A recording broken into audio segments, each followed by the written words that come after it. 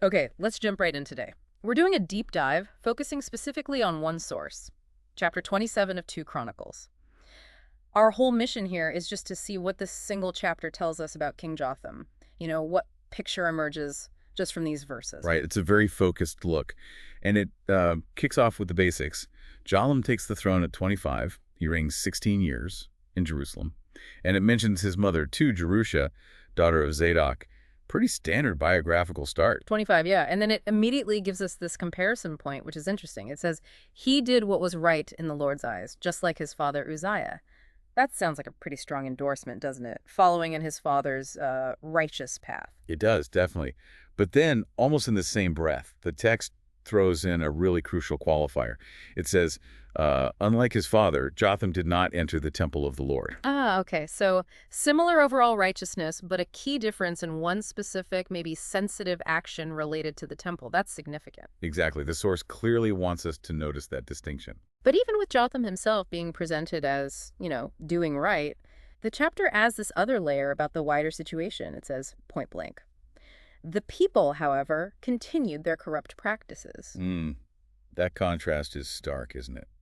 You got this king praised for being steadfast, but the people around him, well, they're still involved in corruption. It really makes you think about the limits of leadership influence, perhaps. For sure. But okay, despite that backdrop, the chapter does credit Jotham with quite a bit of action. His building projects, for instance, he rebuilt the upper gate of the temple, did major work on the Ophel wall. Right, significant work in Jerusalem. And it wasn't just Jerusalem either.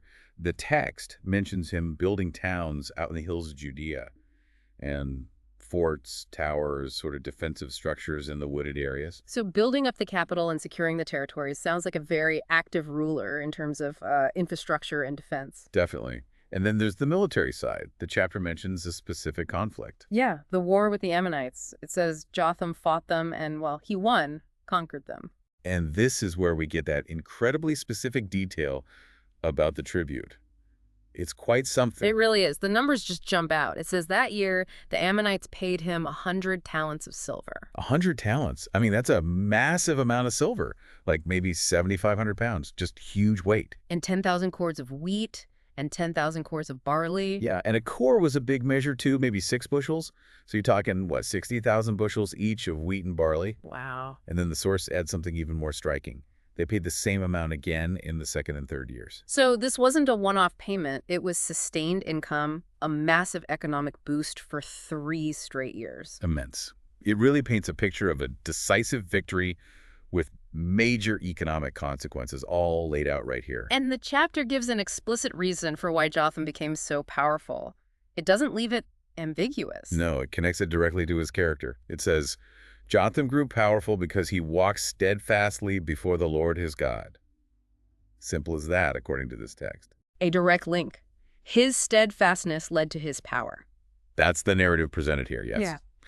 And for anyone wanting more, it does briefly mention that other acts, his wars and so on, are written down elsewhere. Right, in the book of the kings of Israel and Judah, it says. So acknowledging there's more to the story outside this chapter. Exactly. It wraps up his account here pretty concisely. Yeah, it concludes by saying he, died, rested with his fathers, was buried in the city of David in Jerusalem, and his son Ahaz took over as king. The succession is noted. So pulling it all together from just this chapter, you get a king who's seen as righteous, despite a specific difference from his father. He's a builder, a military victor, securing this incredible specific tribute from the Ammonites. And whose power, according to this source, stemmed directly from his commitment to God, his steadfast walk. That's the clear message. So thinking about all that, especially that tension, Jotham's righteousness on one hand, and the people's ongoing corruption on the other, what does that tell you? What does that combination reveal about the challenges, maybe the complexities, even for a king who's presented as successful and godly in this account? It leaves you with something to think about, doesn't it?